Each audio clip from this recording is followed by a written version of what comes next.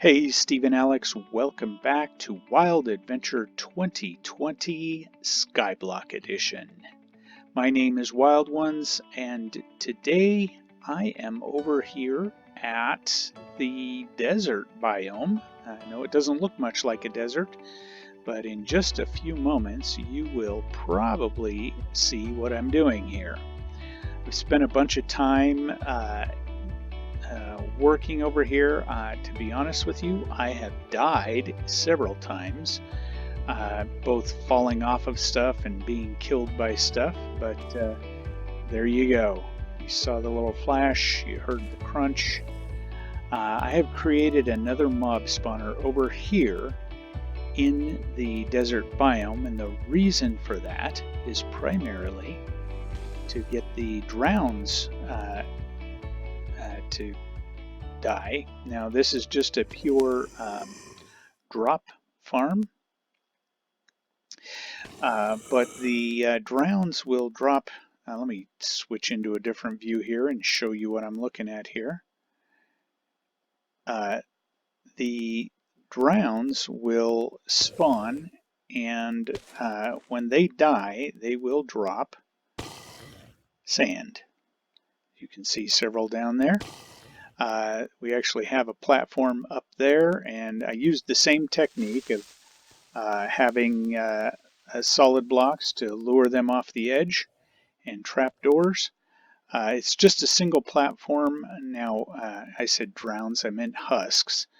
Husks, when they die, will drop the sand in this. This is a in this mod pack. So I have created just a little tunnel in this lump of solid blocks here so that I can come out, because actually the if I'm down here at the bottom where things actually drop, I'm just a little bit too far away from the platform for things to actually spawn. So I created that drop chute, or that tunnel just at a level where things will actually spawn when I'm there, to get them to drop down, and it's far enough down that they'll die just by fall damage. Most of the time I do get a few things that will survive, but most of the time they will die.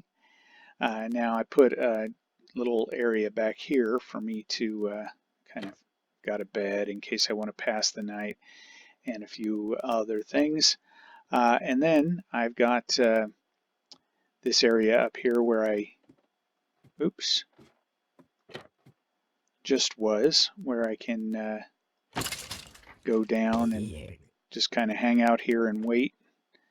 And this lets me kind of keep an eye on things. But other than that, I've also got an area up here at the top if for any reason I feel like I need to actually get out there onto that platform. I can come over here and climb out there. This also kind of is a decent place to lure things off the edge. The problem with this is that skeletons will shoot at me, and they can hit me in here, so I try not to do that too much, but it's okay to use it as a lure. So that's where I'm at right now. I can get over there onto the platform if I need to for maintenance or whatever by closing the trapdoors. Yeah, and they can't hit me through there, so it's not a place I want to be too much.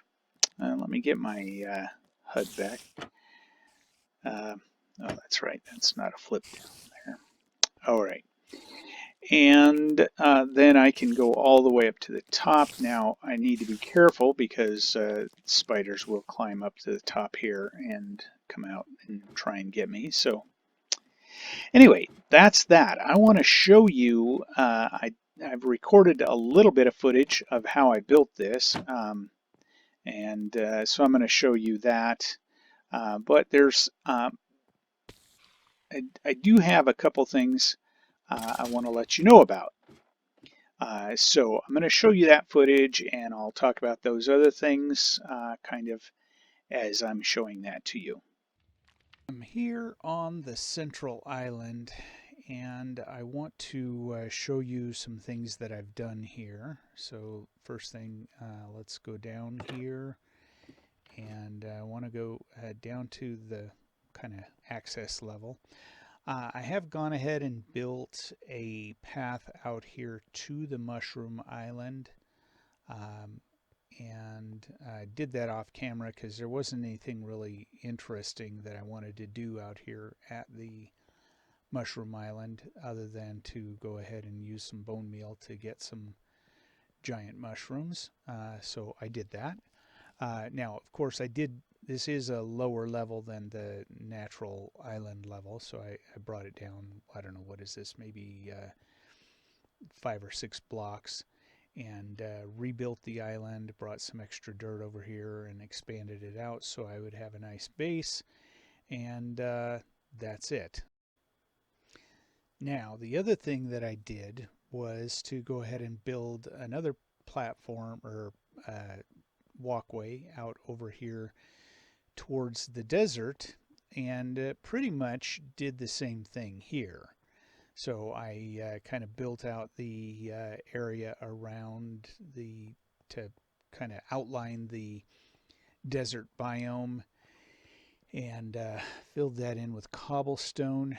And I put some fence gates down here just to because I brought the sand level down here again and spread that out.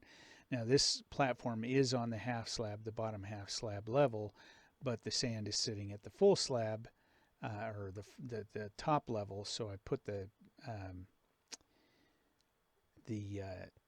fence gates here to kind of protect myself from mobs that are going to spawn there, and I want the mobs to spawn there because the husks will drop sand, just like the zombies in this mob data pack will drop gravel. The husks will drop sand, and so I want husks to spawn here, but I don't want to be jumped on by creepers or skeletons or witches or that kind of thing. So I put those fence gates down there just to kind of give myself a little bit of shield from them.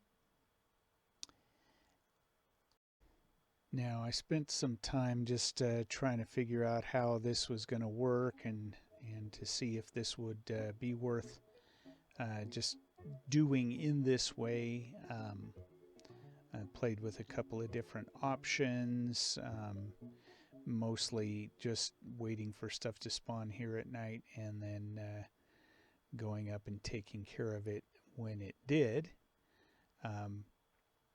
It was not very efficient at all, as you can see. And so that's when I decided to kind of come out here and plop a little bit of to plop a barrier out here so I would know how far out I actually needed to go in order to be far enough away for stuff to spawn. So I wasn't sure I was far enough away, so counted out 24 blocks, so I would know that as long as I was at this level, I would be able to be sure that stuff was having the opportunity to spawn. This worked okay, but of course it has its own problems.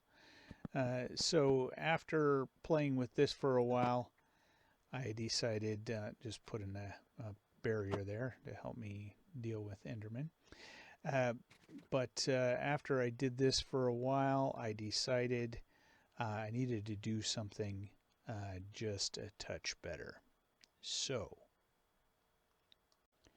I went back over to the main island and got the lava, brought it over here, as well as a bucket of water, so that I could use that to drop a shaft of lava down and then move the lava and let it get covered with water and make a cobblestone pillar that I could then use to get down to the bottom of the world. And that worked pretty well. I did run into a few problems with that, but nothing really out of the ordinary. And so that let me get down to the bottom of the world, and then I built up the platform that you saw at the beginning of this, and was able to use that to get things going. Then, once I got to the bottom of the world, I used some scaffolding to bridge out to where I wanted to be to build a platform, and went ahead and extended it out as far as I thought was about the right size. Turns out later this wasn't big enough, and I did expand it. But I was trying to stay within the desert biome because, of course, that's where husks will spawn. So I built this out, and once I got the platform itself built, I also built a big block of solid cobblestone. The platform itself is built out of top half slabs, so they're not solid blocks. Same principle as the other mob spawner. But husks don't spawn with a cover over their head. So after I built this platform and got it set up the way I wanted to, I had to go up and remove that upper level that I had built to start with, just so that husks would have some sky access. So this is not and cannot be my primary mob grinder, just because it only works during the day. So it's functional for now, but so yeah, so once I got the platform as big as I thought it should be, I did build a block of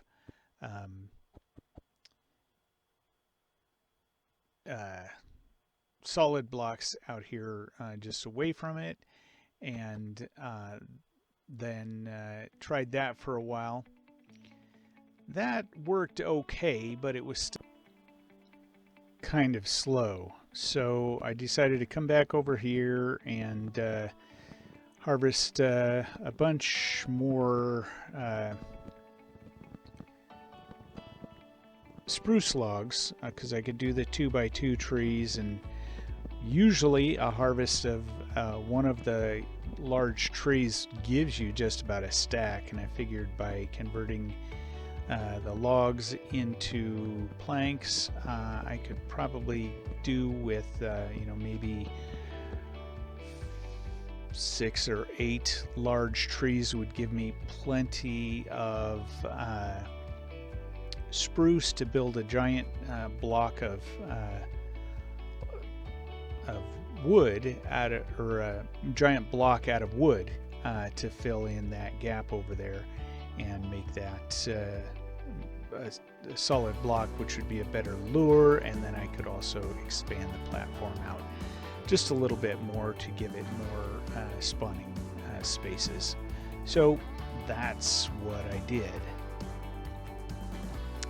Now, as I let the rest of this play out here, basically whatever shows still here on the video is what you're going to get. But I wanted to mention to you the other day when I did the video where I talked about relationships, I did get some feedback through a number of different sources, and I've decided to go ahead and do more episodes like that. Now, one of the things that I wanted to do, and I'm really excited about, is I've invited my daughter, who I was talking about before, to come in and talk to me. So I'm going to do an interview with her, not today, but in my next episode.